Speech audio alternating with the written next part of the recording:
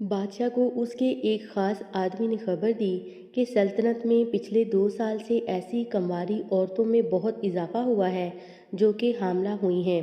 सल्तनत में बदकारी आम हो चुकी है।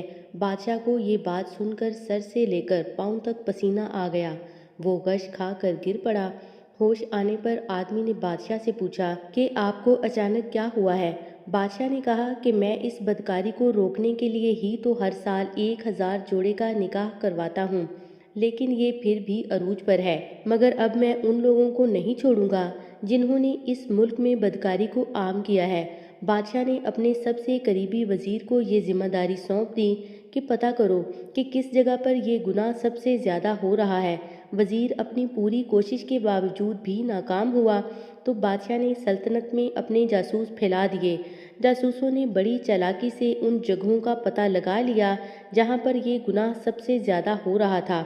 उन्होंने देखा कि शहर के दाखिली रास्ते पर एक तंग गली थी जिसमें बहुत सी औरतें दाखिल होती थीं, मगर सिर्फ चंद औरतें ही गली के दूसरे हिस्से से निकलती थीं। जासूसों ने ये जानने की कोशिश की कि इतनी ज़्यादा औरतें कहाँ गायब हो रही हैं।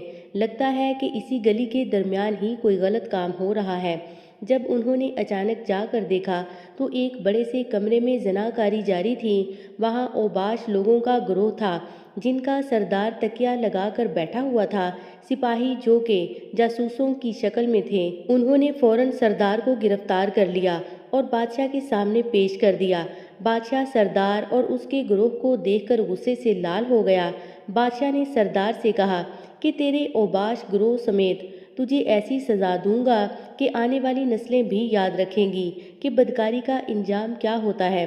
सरदार ने ज़ोरदार कहकहा लगाया और बादशाह से कहा कि हमें मारने से इस मुल्क से कभी भी बुराई का खात्मा नहीं हो सकता, क्योंकि आपके मुल्क में प्यासा खुद कुएं की तलाश में मारा मारा फिरता है। बादशाह ने कहा कि तुम कहना क्या चाहते हो, मैं तुम्हारा मतलब नहीं समझा। सरदार ने कहा कि औरतें खुद ही हमें अपनी तरफ रागिब करती हैं। उनकी हरकत से हमें मालूम हो जाता है कि कौन सी औरत क्या चाहती है। हमने गली के साथ एक रिहाइशगाह बनाई हुई थी।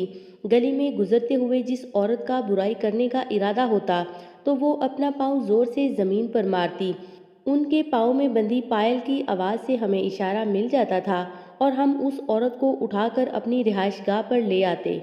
उस गली से इज्जतदार और शरीफ औरतें भी गुजरती थीं जिनको हमने कभी तंग नहीं किया।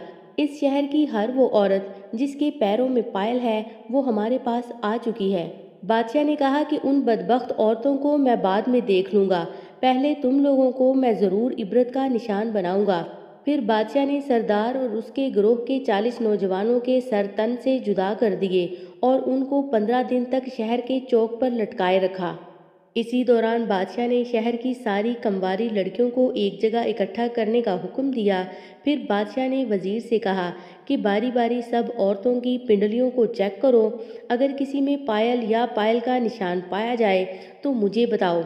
उसके बाद बादशाह ने उन तमाम बदकार औरतों के पांव काट दिए और वो हमेशा के लिए माजूर हो गईं। इस वाक़या के बाद लोगों में खौफ पैदा हो गया और सल्तनत में इस गुनाह का भी खात्मा हो गया।